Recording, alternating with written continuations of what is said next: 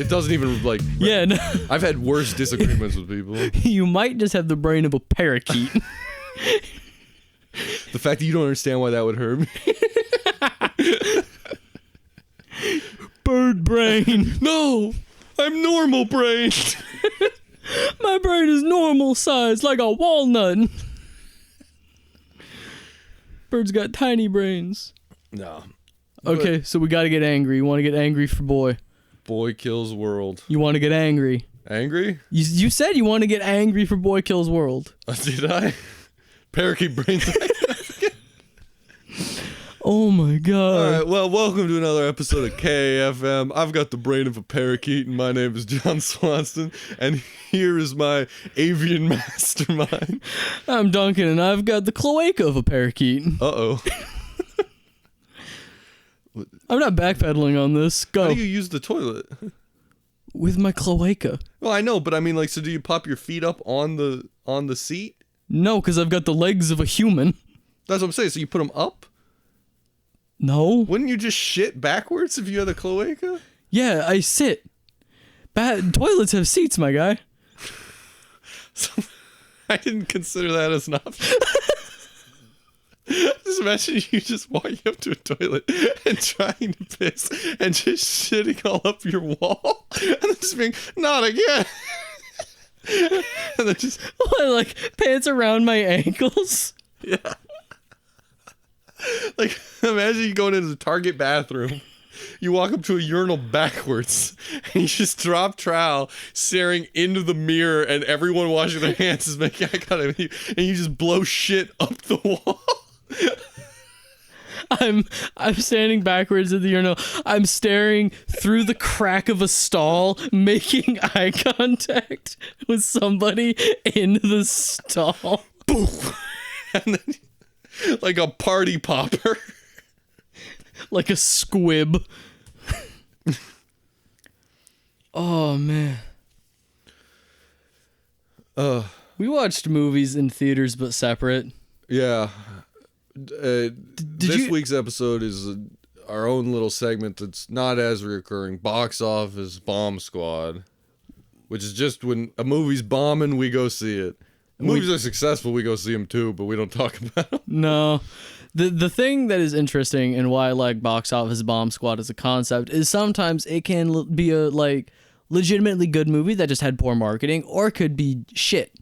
Which one was this week with our first movie of Boy Kills World? Shit. Unabashedly. Mm-hmm. There's not a single spoken word in this movie where I didn't want to kill the person delivering it. So Boy Kills World stars... Which Skarsgård? Bill, son of Stellan. He said that like he's in Thor. Stellan Skarsgård is in Thor. Mm-hmm. Bill, son of Bill Skarsgård, son of Stellan. His name is Bill. Yeah, that's weird. It's weird that he's got such a regular name for Skarsgård. And like, well, I think it is actually like a Billiam. Billiam Blarsgård. No, well, I think William is not like as oh god, my fucking brain, as like a I have no idea what word you're going for. Anglo name? Yeah, William is a very like it has Latin roots in like Guillaume or don't look at me like that, these are real names. But William as like an anglicized name, I think is just Scandinavian. Like they're from. Oh, really? Aren't there a lot of King Williams?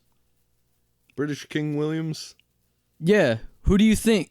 How do you think white people got to the British Isle? Yakub. Yakub just brewing them up in Ireland. He's just got a cauldron of Ireland. Popping out of pots. Mud holes, kind of like the Urukai. No, I mean, yes, there were ancient druidic people on the British Isle, but for the most part, Western culture and white people got to the original name of the island is Albion, and they got to Albion from. This is real history. You can't look at me like that. No. There were Viking invasions, and that's how. Who were they invading? The druidic people of you'd be surprised how often white people invade native cultures. I'm not surprised at all, but druids, you got some World of Warcraft shit going on in Europe? Is druids a real thing? Yes, druids are real. No, they're not. Who do you think, legitimately, who do you think built Stonehenge? Like cavemen and shit. So in Boy Kills World, Stellan Skarsgård's bright-eyed, blue-eyed little boy Bill plays Boy. Boy. I hate this movie. I thought this was based on a comic, and it's clearly supposed to be, but it's not. It's just in that style. What else has this director done? I didn't... Filled out unemployment forms. And I have no idea. I haven't seen his name before. I can't think of the director. Me neither. And I'm not going to look it up because my phone's over there. I can reach it. I just don't care. My arms are so short and stubby. Mm-hmm. But Boy Kills World is like, it's just,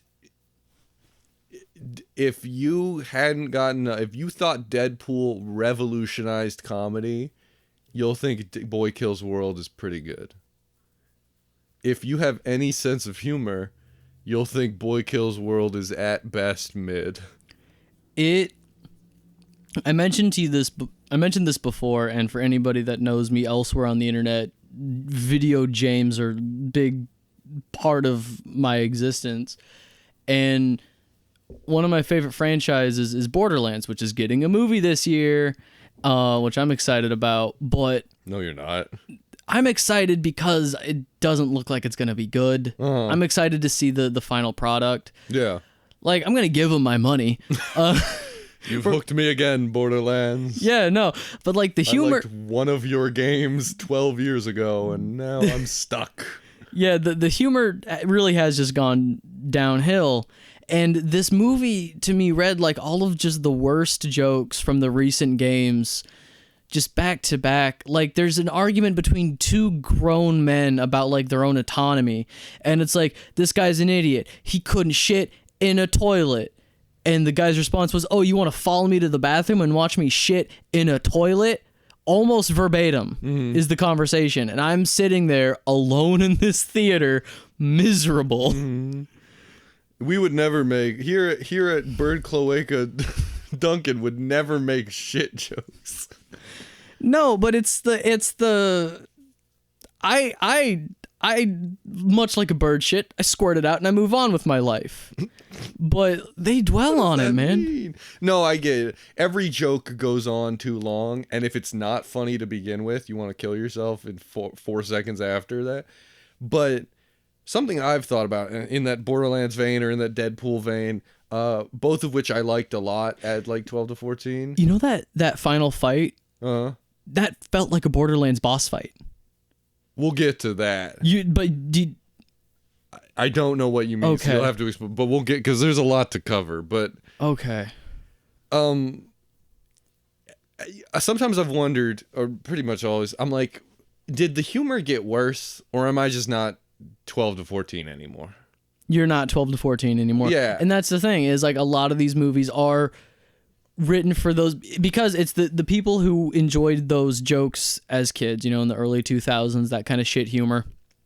They grew up, they still find it funny, and they probably still have an audience. This is an R-rated movie, and there's probably other adult children out there who find this funny. Yeah. Like, I'd mean that with no disrespect, but there is hordes of man babies who have never gained the ability to critical think, and they'll watch Boy vs. World and they'll go, Boy Kills World is for the media illiterate. Yeah.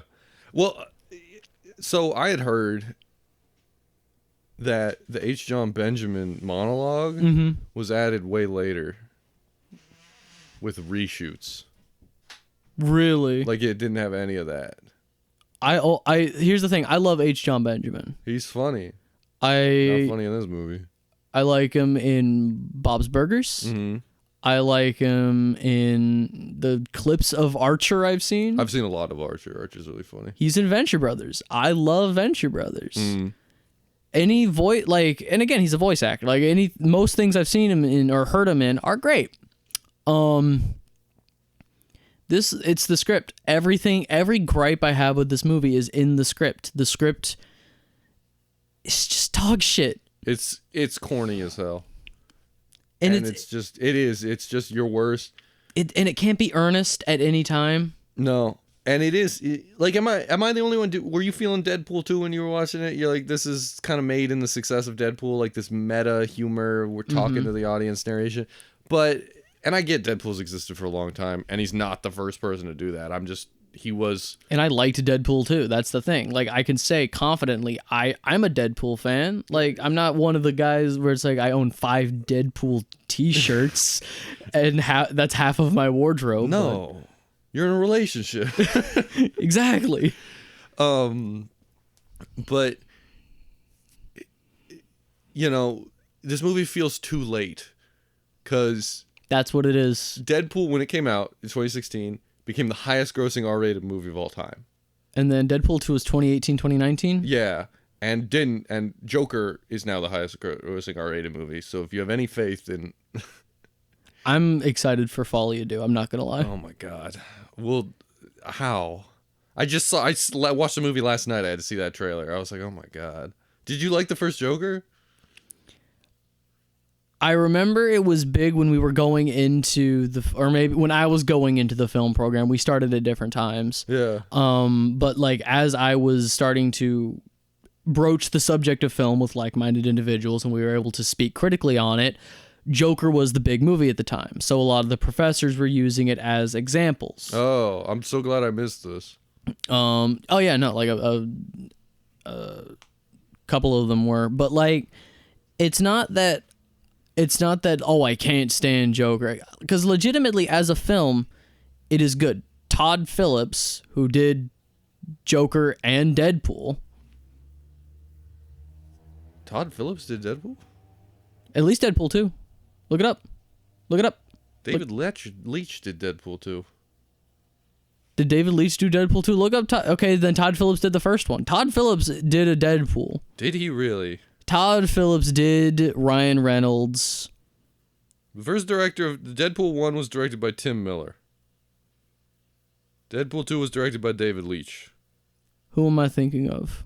I don't know. But tell me who I'm thinking of. Who are you thinking of? Todd Phillips did the Hangover movies. I never saw those. So anyway, why would I be thinking about that if I never saw them? So anyway, you like Joker. I like it enough. Like, that is a solid 7 out of 10 movie for me. It's on the short list of, if this is somebody's favorite film, run. I hate it. Yeah. I think it's pretty. I don't think I can, like, I don't know how you deny it. Just like color and cinematography. But it's just Taxi Driver done worse. I like Taxi Driver, but again, that's on the short list of, if this is his favorite movie, run, women. I promise you can find a man who has seen a normal movie. Yeah. Taxi Driver is good. Joker's not. Run. Boy Kills World, also not great. Yeah, no, boy. Okay, so we got distracted. Yeah, the setup for Boy Kills World is that they set up this generic dystopian future where, like, it's run by a dynasty of white people. They keep calling it a dynasty, and it's just a bunch of annoying aristocrats. Which is what a dynasty is. Yeah, but it comes from the Ming Dynasty. But they're in the historical context. There's a difference between a dynasty and like a tyrannical dictator. Like, different regions of the world have different names for that. Okay. Man, it's really history lessons with Duncan today. I don't know what to tell you. I'm starting to hit that moment in my life where I'm just going to watch the History Channel and fall asleep on the couch. And if anybody comes in to change the channel, that's when I wake up. Uh-huh.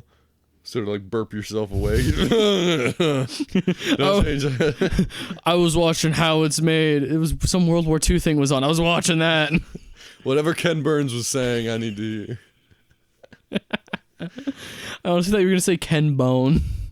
Who? Don't worry about it. Oh god, if you don't know that one, I'm not gonna. Don't worry about it. Okay. No, Boy Kills World is. You know what I appreciated? That they spent a lot of time setting up a world that is not connected to a universe or anything like that. They're just like, the future sucks, and we're spending a little bit of time setting it up. Yeah. But the opening 20 minutes of this movie is weird. Yeah, the opening 20 minutes almost felt unnecessary. Like, there was a lot that could have been left on the cutting room floor, but the problem is you'd be left with a 45-minute TV special, not a movie. This movie's 2 hours. Movie's 2 hours? 2 hours. Feels like 6, but yeah. This movie feels like 6 with the content for 1, but it's 2 hours. I was trying to pay attention. This movie almost feels like there's 4 acts. Uh-huh. Like there's a fight that feels like the final fight, and it's like, oh my god, we're getting to the climax, and then there's another 45 minutes of the movie. And I think part of that is the first 20 minutes is our main character, who is Bill Skarsgård, who is a deaf, mute, not really hitman, but like fighter. He can do it. He's a martial artist. He's being trained by the only Asian man in the movie named the Shaman. That dude, by the way, is in The Raid, and he kicks. Like, anytime that dude pops up in a martial arts movie, he kicks ass. That's cool. Yeah, he looked like he knew what he was doing. It not just like, oh, I'm an actor who's. No, and you've never seen The Raid, but no. like, and it's like, it's almost a parody now if people say see The Raid, but see it. Maybe I won't. Okay, well, 1 million locusts. You're sending plagues? Plagues. You're sending biblical plagues to my house?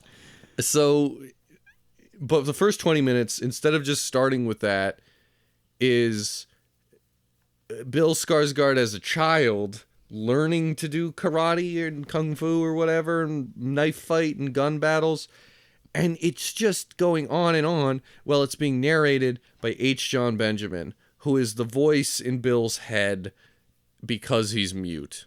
Yeah, he's like, I don't remember what I sounded like, but I took this voice from a video game I remember. Yeah. Which I thought that was fun. It's fine. It's a decent enough justification. Yeah.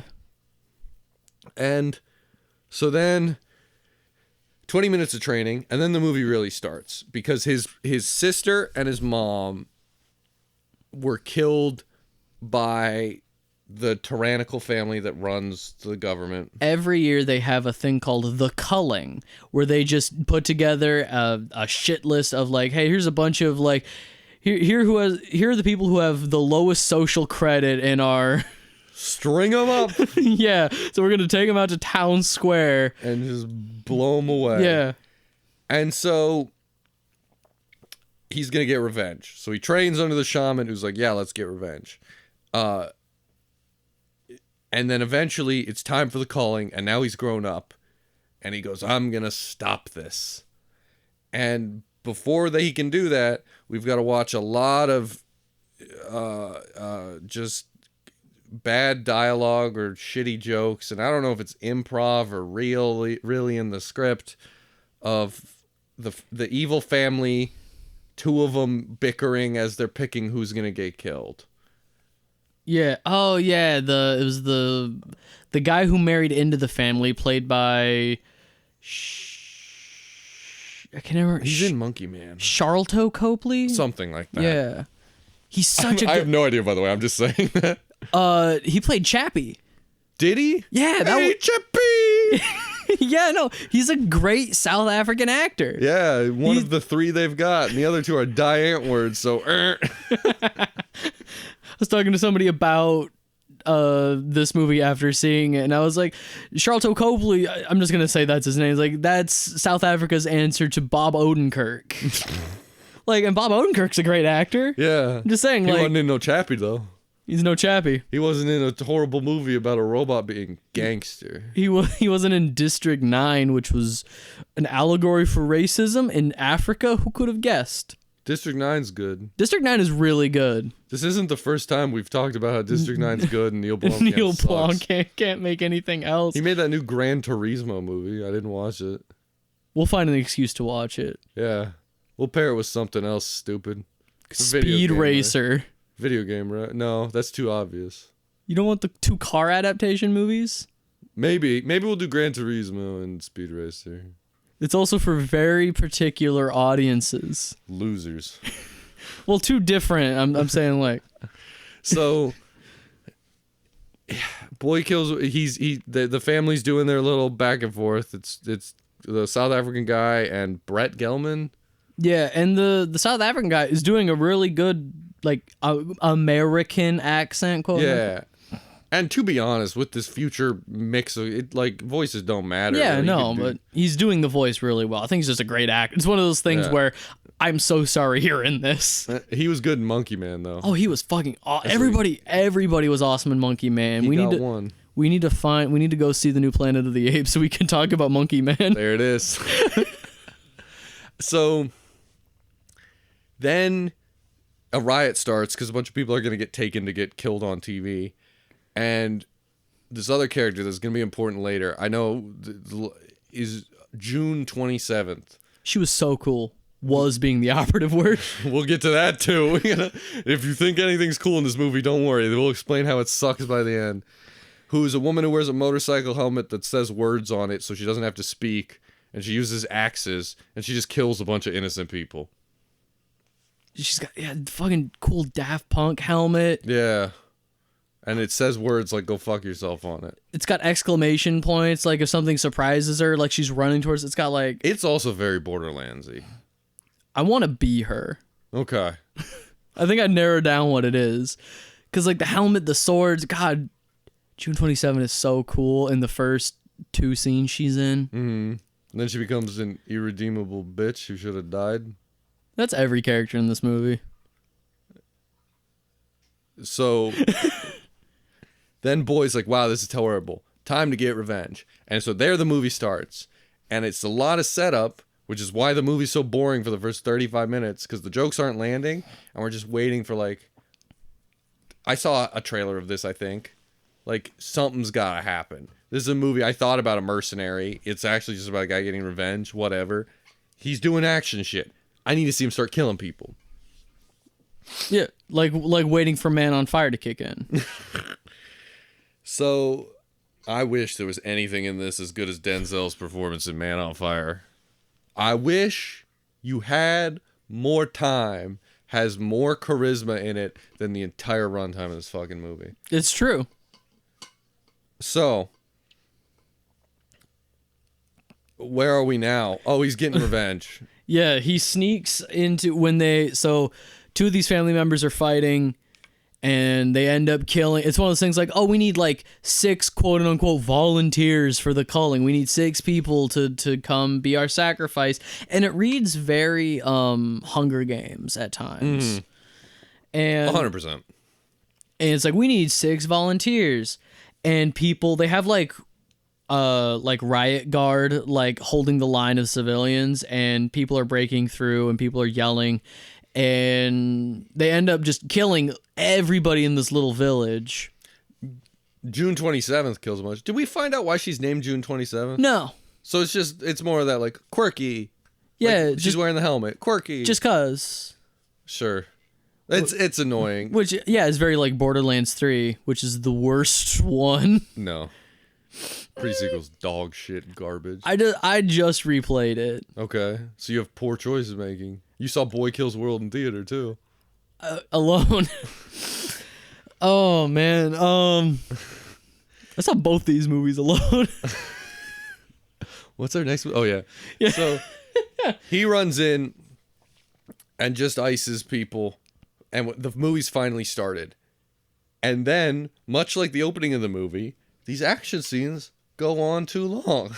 Yeah, they go on too long, and it's one of those unfortunate things where, like, oh, the cinematographer knows what they're doing. I just wish the director would know when to cut. Yeah. It's like, everything I'm seeing is good, but, like, in the first major fight sequence in the warehouse, where we meet Basho, the fun, quirky sidekick character. Evil Snake Eyes. Was that hit? Was that? That was Andrew Koji.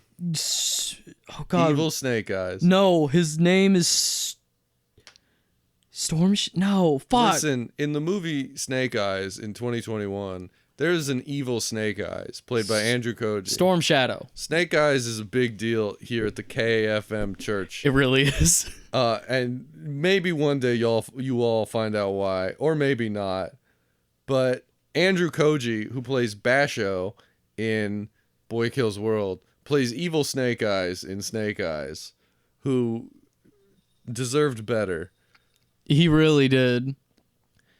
And so Bill Skarsgård, Boy, has a really long fight scene where he fights a dude who keeps drugging himself up to get crazier. Which very Borderlands Psycho. It is. That's the first time where I was like, because like he gets up and like he snaps his bones back into place, and I'm like, this reads very much like second wave. And he was like, round 2 fight, round 3. Player 2 has re-entered. He's doing the video game. Snapping the bones get together is very Deadpool. The actions, the screaming is very Borderlands. And like, if you don't have these two cultural touchstones, our references are just gonna be lost. Yeah. But like, it's just the same thing that we saw when we were 12 and 14, but now we're older, 10 plus years removed, and we're just like, oh my god, this is the worst.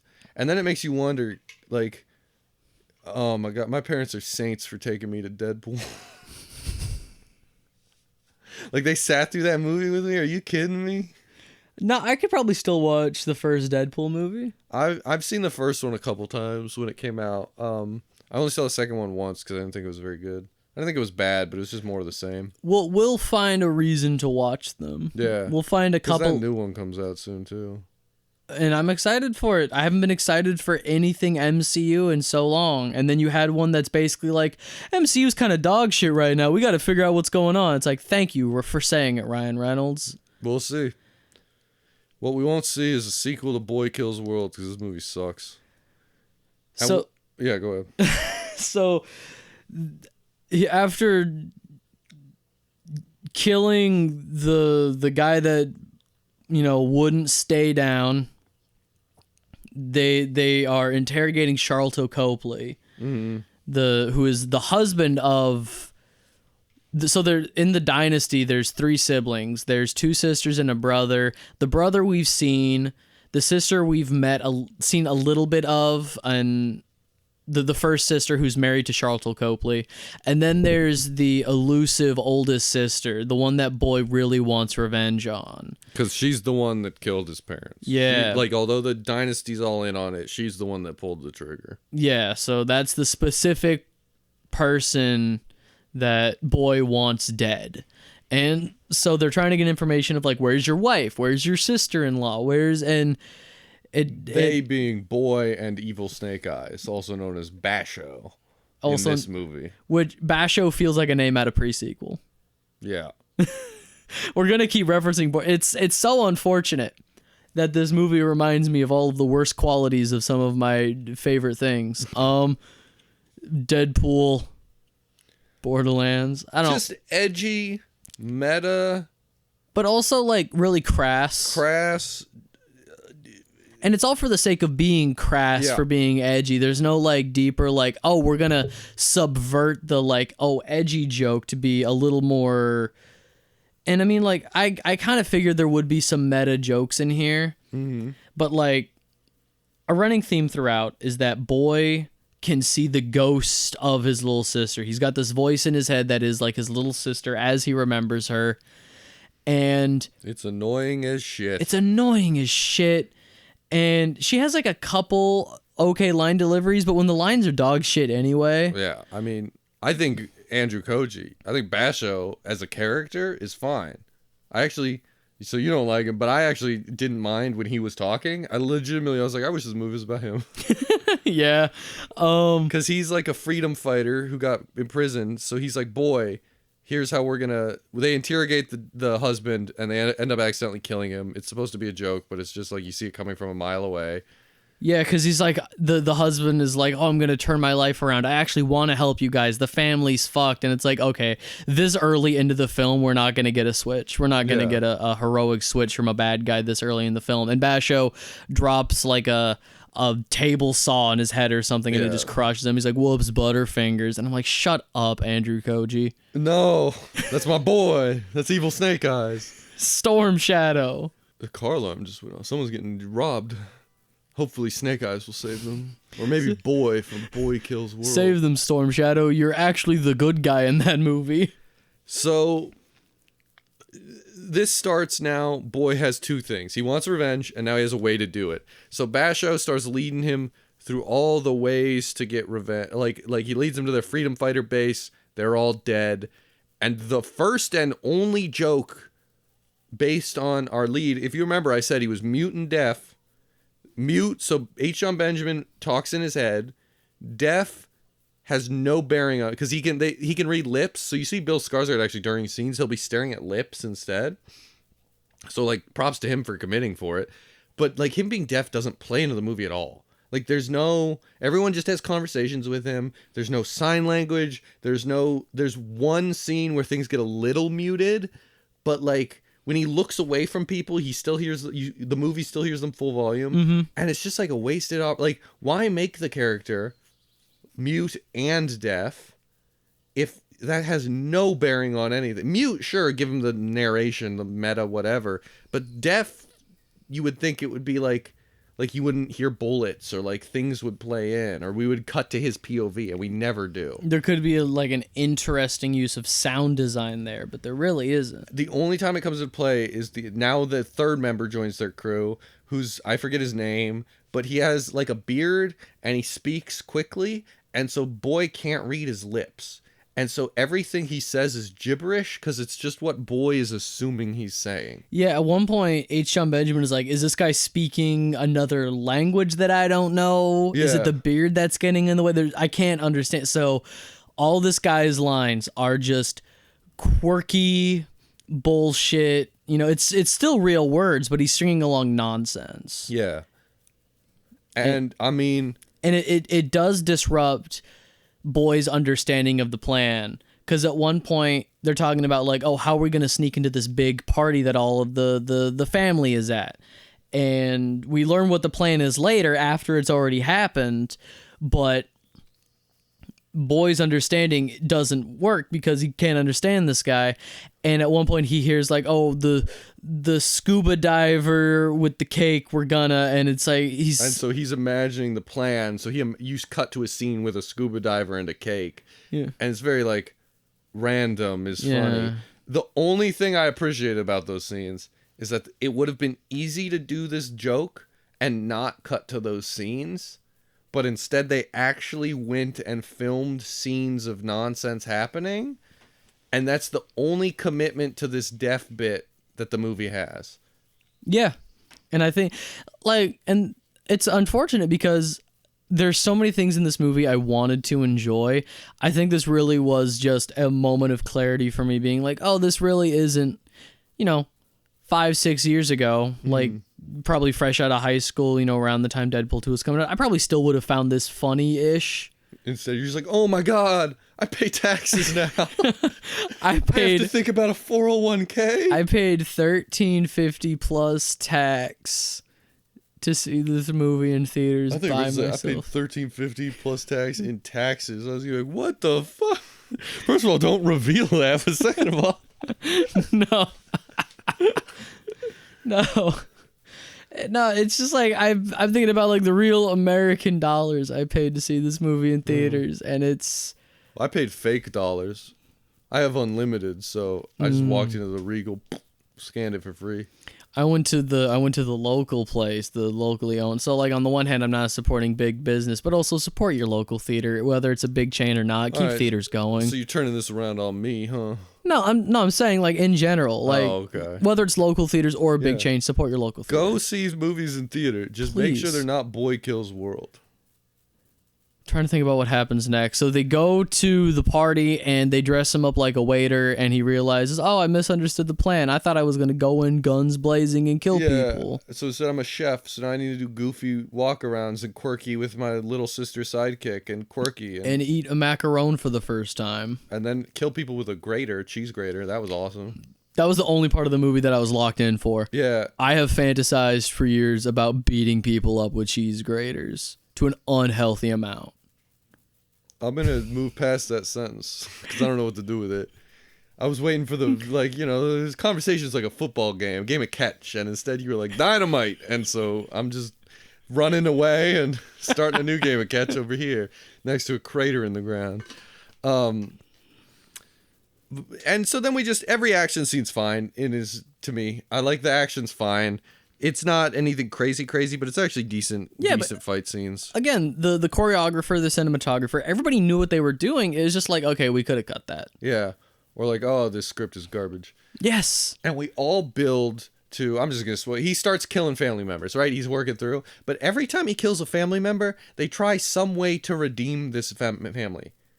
Or like give them a gray morality. Where like one slips him a scalpel so he can escape. One just has like a monologue, boy, we're not so different. And these people run this dictatorship and yearly round up innocents that they declare enemies of the state and then gang style execute them to the point of literally, we see in flashbacks, hanging children from trees outside their grand gala party that they do yearly. Like brutality and cruelty that is like unforgivable. These are not redeemable people. And then he learns as he fights his way up through this, and he kills these family members. I will say, they put him on TV at one point. They start televising the murders. They start televising these executions, and it's sponsored by a children's cereal. And this is actually the fight that I wanted to talk about. Okay. Because I forgot this movie goes on for another 45 minutes, and there's actually 3 more final confrontations. It does feel like a final fight. Yeah. Like, but the way that Borderlands, especially like 3 and stuff, set up their boss fights to be like arenas with a lot of verticality and it just felt like, it's like, okay, I could see this with the big dumb bobblehead boss fight, like just a big dumb pirate.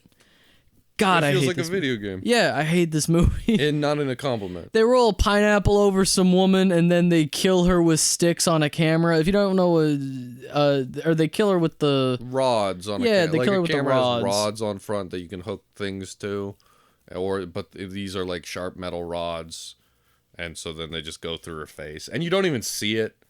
Yeah, she's like, yeah, kill me on camera, boost my ratings, and he kills her with the camera. I thought that was cool. Yeah, and then by then now, Andrew Koji and his friend are dead. Yep. And so he's going to fight his way to the top. And at the very top, he learns that the head of the dynasty, Jean Grey, is his mother.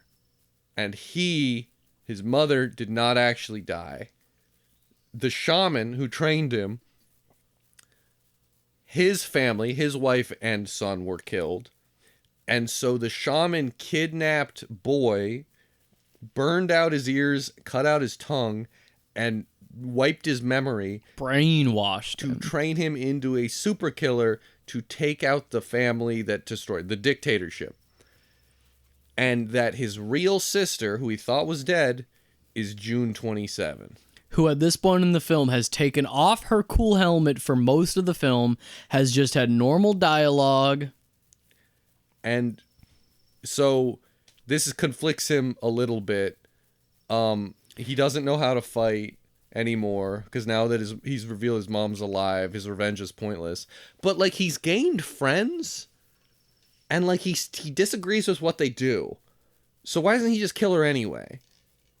And then instead, June 27th kills their mom, and then the two of them are going to fight their way out of this, and that starts the real final fight out of what we thought. And it's just this extended fight against, now that every named villain is dead, it's just against nobodies for no reason. Mm-hmm. And they just go on, and it's the two of them versus the world. Through all these like huge sci-fi hallways. The same huge sci-fi hallway repeating over and over again. And then at the very end, we have to fight the shaman, who's willing to let boy live, but he has to kill June 27th. And he's like, no, I won't lose my sister again. And he's speaking in sign language, and that's the only time really there's sign language. And that's bullshit. Because she was privy, she was okay with all this murder. Mm-hmm. June 27th was killing innocents in the opening of the movie, kills people for years, was raised murdering people to the point of, again, hanging children, fine with all that. Now that her brother's alive, she's willing to work with him. She's an irredeemable character. Mm-hmm. She should die. Yes. Boy should be like, yeah, kill her. And I get that he doesn't, it's his sister. Because that's all he's wanted. A lot of the monologues are like, I remember my sister. I miss my sister. This is all for my sister. My mom was there too. This is for my sister. And then together they kill the shaman. The only guy who's was justified in this movie. Yeah. And it's one of those things like, there's a couple bits of it that feel predictable, but not foreshadowed very well. Mm. Like, nothing in the movie feels earned. No. Like, June 27 is his sister, doesn't feel earned, but it's like, she's the only woman in the movie that's the right age to be his sister, so yeah, why not? And then at the end, June 27th's wounded, she's probably gonna die, and I'm like, okay, at least that closes that, and then he's like, no, you and I forever, no matter where we go. And so now he is teaming with a horrible murderer who kills innocents, and the movie ends. That's it.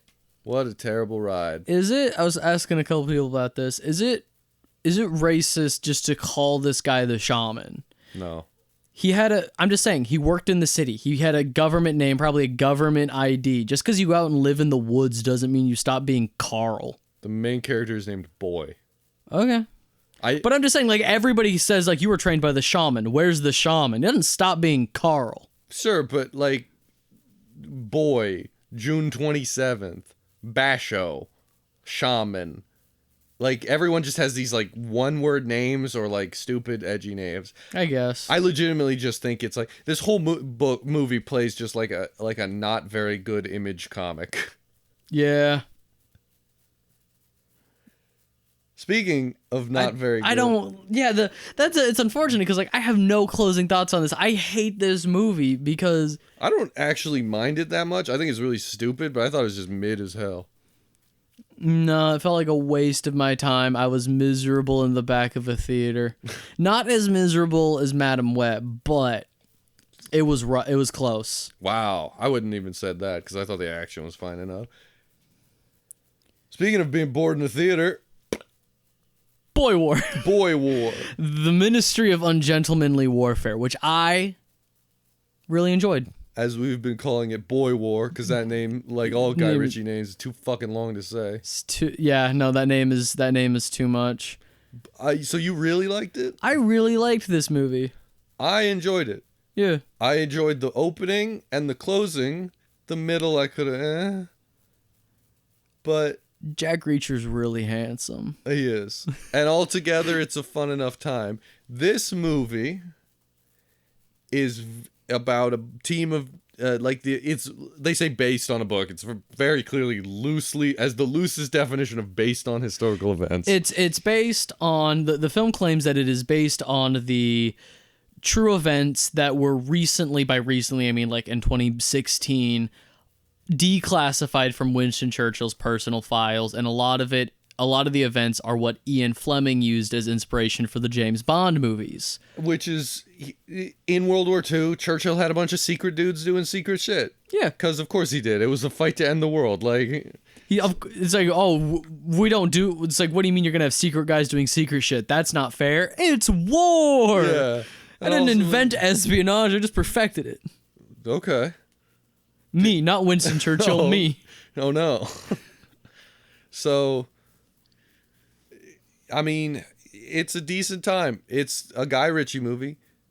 British people, dressed nice, having, again, I'm gonna use that word quirky. It's like that Guy Ritchie version of quirky dialogue. But I don't mind it. Sometimes quirky dialogue really annoys me. It doesn't move as fast as other Guy Ritchie movies. No, it does not. And that's my main issue with it. Yeah, it does drag a little bit, but I mean, like, when it is moving, I'm locked in. So it's a movie about Nazis are going to do some bad shit. They need to stop.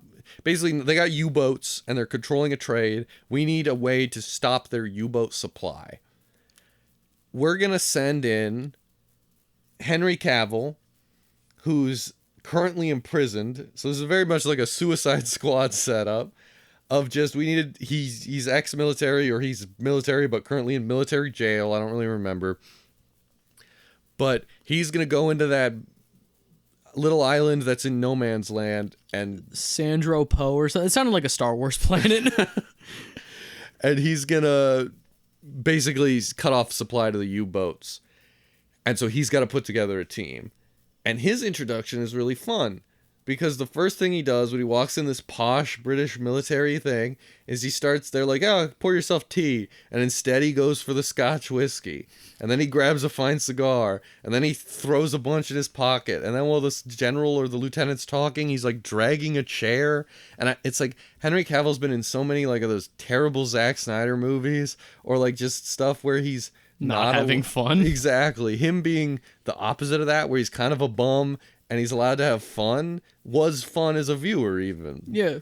Because it's a fun character. And so he steals a lighter, he's doing all this stuff, and then he's going to go set together his team. And that's when he gets Jack Reacher, the handsomest man to ever live. It's the glasses that do it for me. I can't even lie. There's something about a dude who's 6 feet in every direction. Uh-huh.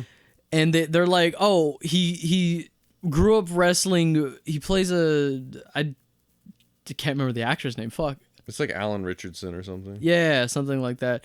But he plays he basically, Henry Cavill's character is like, this is my crack team of, you know, and it feels very much like a heist movie where it's like, we got to go get my boys, and it's like, well, we got all of them except one. Yeah, you got to go get one of your boys. Which is pretty classic. Very movies. Expendables 3. I mean, so many of those movies though are like, what's Act 1? Act 1's getting the extra boy to do Act 2 and 3. Yeah, and but. Yeah, Richardson. I think it's Alan Richardson or Richardson. Yeah, he plays a Swedish guy named Larson. I think they were all using. I think they were all using like the real names of the. I think so. But he plays the Swedish guy, and his file is like, this guy grew up wrestling bears in the wilderness. He knows how to kill a guy with a knife like 1,000 different ways, and he's just gonna use a bow and arrow in this movie. Yeah, he's their muscle. He's this big ass dude, and he fights. Yeah, but he wears like these tiniest little glasses, and to me that's just like good like character design. Like if you're designing like big guy like little glass, like it just. And they wear a lot of comfy sweaters. Yeah, and they were dressed well. Guy Ritchie was like, listen, I'm not making a movie unless they look good. Yeah, and Henry Cavill throughout half the movie is like, his A to B goal shift is, I'm cold, I need a coat. These guys are wearing nice coats, I want these coats. And after killing a Nazi, he's like, this Nazi's got a nice coat. And that's the opening of the movie, is breaking a dude out of a Nazi jail. Appleyard is the guy's name. I kept wanting to call him Applegate, but I think it's Appleyard. And they got to break Christina Applegate out of jail. Yeah. And it's a ton of fun. And I'm thinking 30-something minutes into this movie, if this is the movie, I'm going to have a great time. Because it starts off with them sneaking up on Nazis, bow and arrow, and then eventually they go loud, but they've got these silenced machine guns, so they're walking through, and they're just casually blowing Nazis away. And you know what? Good Nazi killing movie? Sure.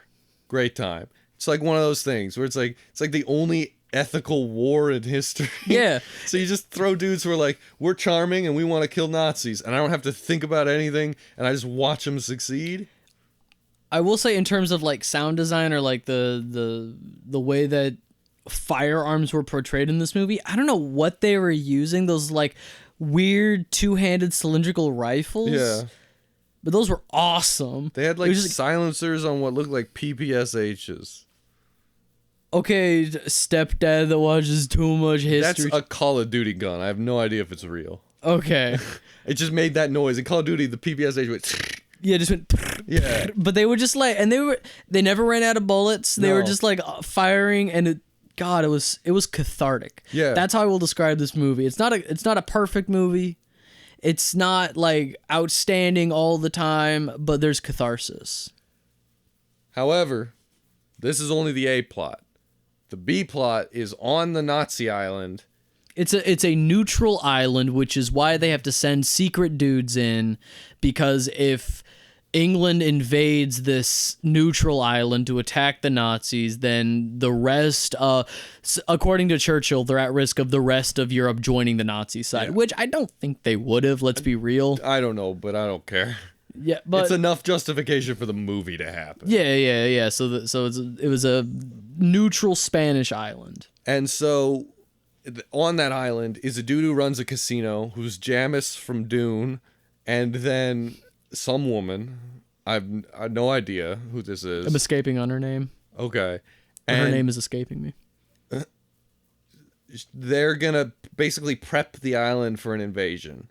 Or for the like secret dudes to get in there. Yeah, it's like, okay, the dude who runs a casino is like, I'm gonna throw a party and that's gonna distract people. Gonna get the Nazis liquored up. Yeah, we'll do something about like the power plant so it's dark when you do this. And then that's when the villain of the movie appears. Lure. And I'm blanking on his name, but he's like one of the biggest names in German cinema. He's Hugo Stiglitz from Inglourious Basterds. So this guy, again, I'm also escaping on his name. He's like one of the most seasoned and well-respected directors in Germany. Okay. Well, he's also in SLC Punk, and he's awesome in that. But Hugo Stiglitz shows up.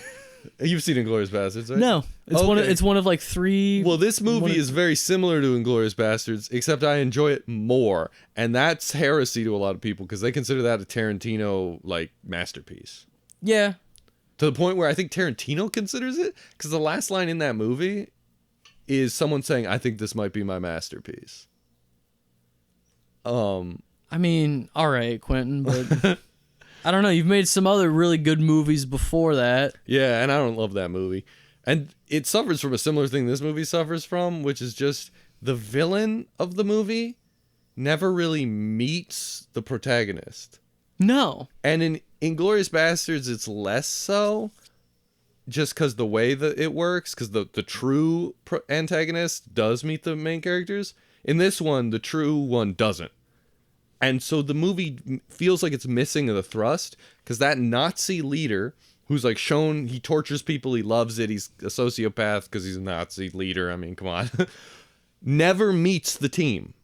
Mm-mm. It's entirely this woman and her interactions with him, and she doesn't feel like part of the team. Like, this B plot doesn't feel like they're not interesting in the way the team is. No, they made it a point of being like, okay, your team is going to go in and do this. Like, there's going to be 2 units. Your team going to the island, and this team already at that. And this team is this duo of the guy who owns the casino. And Jamis from Dune. Okay. I don't remember the actor's name, so call him Jamis. And this woman who...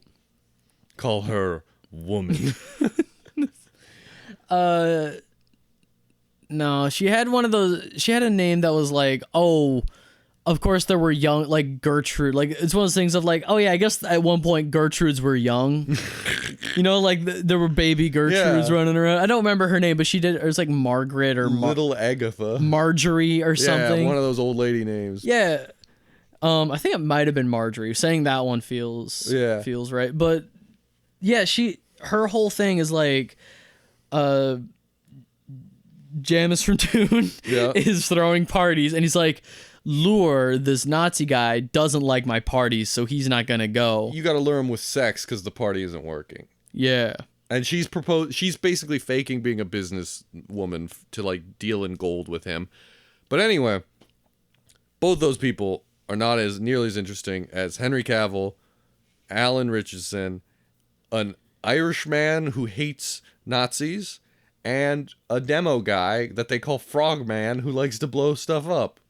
That's a team. Yeah, so Superman, Jack Reacher, and the IRA go to stop Nazis. And they rescue another dude who's British, and he just likes fighting. He's the... I will say, I do like this crux in the film. They're like, we need this guy. He's the master strategist. Yeah. This guy's a great planner. And then, inevitably, when the plan falls apart, it takes him like 3 minutes to be like, here's an entirely new plan. They're like, that's not going to work. And he's like, here's any argument you have against my plan, here's everything I have. And I like that because their team is like, listen, the 4 of us are kind of idiots. Yeah. And you see that in their first rescue attempt. Their plan is, Let's kill them all silently until they notice us. Then let's kill them all loudly. They have no other plan besides that, and that's a ton of fun. Yeah. The first half of this movie is fun. And then they get on a boat, and they go, it's going to take 15 days to reach Nazi Island. And I didn't realize they meant 15 days in real time. No, they do cut from like 18 days down to 5. I will say they do cut out a big chunk of days. Well, sure, but I mean, like, the middle chunk of this movie is so much of that woman and Jamis on that island setting up the heist. Yeah. That it already feels like it almost feels like it does Act 2 then Act 1. Because we have this really fun action scene and all the setup and getting the team together, and then they're just on a boat waiting. And every conversation on the boat is like, if we get caught by Nazis, we'll get not killed. If we get caught by Britain, we'll get captured because there's no sanctioning on this mission. We're like classic true undercover. Yeah, if we get caught, we'll be arrested. Churchill will be deposed as the prime minister. I will say the couple of times on the boat where they do interact, because like there's some important things they set up. Like they meet a British vessel. And they're like, oh, no, we're just some Swedish fishermen. Don't mind us. And it's like, I want to hear you speak Swedish. Yeah. And the Swedish character starts to be like, no, not you, Lawson. I want to hear Gus say it. And Henry Cavill's like, yeah, you caught me. Yeah. But then you think, they go, oh my God, and a U-boat is approaching. And tension starts ratcheting up. And you're like, oh, they're going to have to escape during a fight. But then they leave. Get us away from this big torpedo magnet. And then you just know a fight's happening back there. Mm-hmm. And then they just go back to sailing. And then at one point they're like, oh my God, the boat's going to leave early. The U-boat supplies are going to leave early. We need to get there quicker. And so then they go, we could take a more dangerous route, but that would be faster. And they're like, okay. And then they do. Yeah. And the only danger they run into is, I think, running into that boat again, and they're like, we told you, or the admiral told you to stop this. That's what we were talking about. Oh yeah, they run into that boat, and that confrontation. And then they're just at the island. Yeah, Admiral Pound said, you can't get out of here, turn around and go home. It's like, will do, and they don't. And so then the rest of the time, filling up time, is either on that island prepping, or back in Britain. Like this sort of political, bureaucratic, like, can we depose Churchill as people find out that he's sanctioned this mission, which I don't care about at all. Like really? The bureaucracy, like, will Churchill get deposed? I don't give a shit. Like, yeah, old men in a room. Guess you wouldn't like Darkest Hour, which is nothing but that. Except the movie's about that. Yeah, a movie called Ministry of Ungentlemanly Warfare by Guy Ritchie that opens with like almost like comedic action. I'm expecting that throughout. Is it just me? And here, this is me feeding into our streak of, are we reading too gay into this? They gay as hell in this movie. Okay, I'm just making sure. Because when we first open on the movie, it's just Superman and Jack Reacher hanging out on a boat. It looks like they were having lunch. Yeah. They had like a couple wine glasses and some fromage on this little... And like they're giggling and they're like, oh, you're in trouble. They were giggling with each other. You think they are about to pound ass. Instead, they pound Nazi face. Which works, too. But then later on, the group of them are making jokes. And, like, one of them's like, you're not my type. And he's like, oh, yeah, I like people that are smarter. Or, like, something. He goes, you're not ugly enough. And he's like, I can be pretty ugly. You want to see me? And then he's like, oh, I'm getting hot and bothered and stuff like. And, like, it's focusing on that. Yeah, it was like, what about you? It's like, oh, you'd have to catch me first. And Lawson's just like, I love a hunt. Yeah, like, so like, it's intentional. This movie did more for me than Challengers, I'm not gonna lie. It's a fun time. It is. And it's fun that they're in this sort of pseudo-romantic boys club where they're like, instead of having sex with each other, they just kill Nazis. Yeah, there's no toxic masculinity here. No. There's masculinity, but brother, none of it's toxic. It's sweet as syrup. Straight from the bosom of Mother Nature, we got nectar from the gods with these boys. And they eventually get to the island, and they start teaming up with these pirates, one of which who was also classically trained at a boys' boarding school sort of situation. So there's more boy appreciation and boy war. And then finally the confrontation starts. We've been building and building. There's a Nazi party happening. And you're waiting for this head Nazi to meet Henry Cavill. The biggest bit of like tension that happens with that character is at the Nazi party, and it's when he realizes that this woman that he's The woman that he's got the hots for is Jewish. She's singing a song that was originally in like German. She sings a bit of the English version, but there's a line in there when she's in German, she says a word and he leans over and he's just like, that's not German. That was Yiddish, wasn't it? And all of a sudden, oh no, there's tension. And that tension is resolved with just a bullet to his head. Like he's about to like chain her up and torture her, and then the boys attack. So then they're like, all right, let's grab her and go.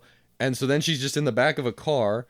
And as the boys do their whole plan, which is the secret setup, it's fun. They break into a boat. Alan Richardson's axing through Nazis and just stabbing people, bow and arrow, point blank, guns going off. Having a great time. Henry Cavill's in his Nazi coat and his Nazi uniform, hat. He's got the hat tilted. Yeah, so they all think he's a general, so they're all standing at attention, and as Nazis salute, he's silencing them. He's like using his silencer rounds to just...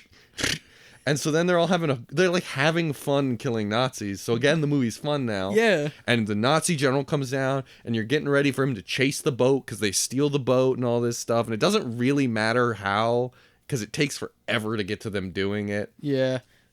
But then he's like, "Oh my God, we're gonna chase him." And he has a back and forth with the woman, and then he basically implies that he's gonna torture her. And then, like... She says, yeah, but no. Which is word for word, yeah, but no. And then just shoots terrible. him. Yeah. And then shoots him directly in the head. And then, what's his name from Dune shows up? Jamis. Jambus? There's a B in there now? No. Jambus. Jamis. J-A-M-I-S. Jamis shows up and... kills the other Nazis, gets in the car, and is like, okay, we're leaving now. And then they just drive away, and then it cuts to them. The thing that weirds me out is they're like, oh, we gotta go. The boats are gonna catch up to us. But they spent time destroying all the boats that could have caught them, and yet a patrol boat still catches up with them, and they're like, oh no, it's them. But it was because they stop. Okay, I thought it was literally like, what was the point of destroying the boats if there's still boats that can catch you? No, yeah, they stop because they have other boats. They only destroyed the S boats, which are the boats that can catch them. Okay. Yeah, but if they stop, then the other boats have time to come online. Patrol boats, yeah. So then they all team up and they're like, we did it. We solved the Nazi island. We won World War II. Well, it allowed...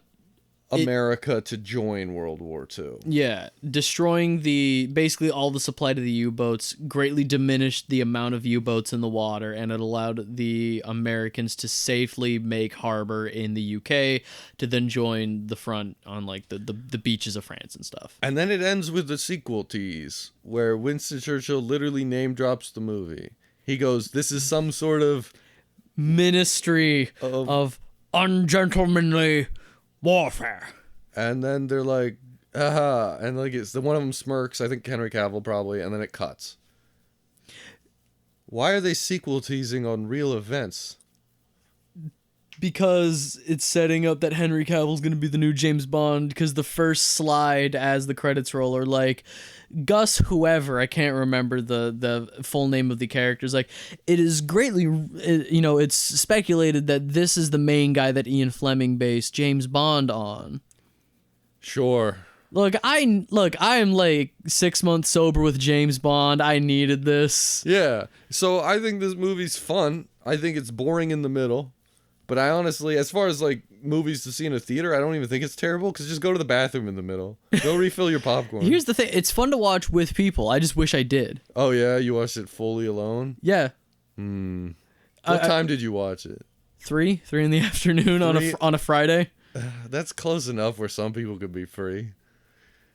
I don't know, man. It definitely wasn't noon on a Friday when I watched something else that we're probably going to talk about on a different episode. Which I liked. I will say, all the movies that I watched yesterday at time of recording, I watched in descending order of enjoyment. That's a shame. Yeah, no, it was just a bad day. Bad day? No, like, I had fun, but, like, it just dragged. It was like, I got to see another. I can't believe 9 hours at a movie theater dragged. Just like the middle of fucking Ministry of Boy War. See it. It's like Inglourious Bastards, but fun. If you disagree with me, email kafmpodcast@gmail.com to tell me why Inglourious Bastards is good.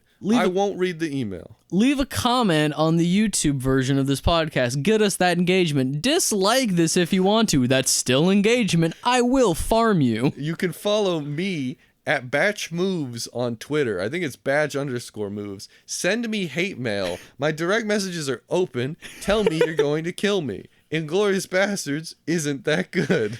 You can find my Letterboxd review of these movies and tell me Inglourious Bastards is better than I think. I have a list actually on my Letterboxd of movies people like that I hate. Find that, hate me with that. Don't hate me for what I am, hate me for what I say. Exactly. You would not believe what I have to cut out of these episodes. It's better than just finding a censor sound. I could do that too. Last time we talked about special effects or sound effects, I just cut the part where we were talking about out of the clip so I didn't have to do it. Oh my god. You can also find me on Twitch. I stream video games 4 days a week. Might be more, might be less by the time you listen to this. I don't know how time works. I experience it linearly. If you're listening to this like a year from now, I don't know what my schedule's going to be like. Wow, a year from now? Yeah, a year from now. You've got high hopes for us. I'm having fun with this, and if we have enough in the bank, we could both die and they'll still be rolling out. I promise you I've got very little in the bank. If there's one thing I'm sure of, it's eternal poverty. Yeah, you can find me Captain Silver Linings on Twitch, and I also have my own YouTube where the VODs end up, and also just other random shit I do.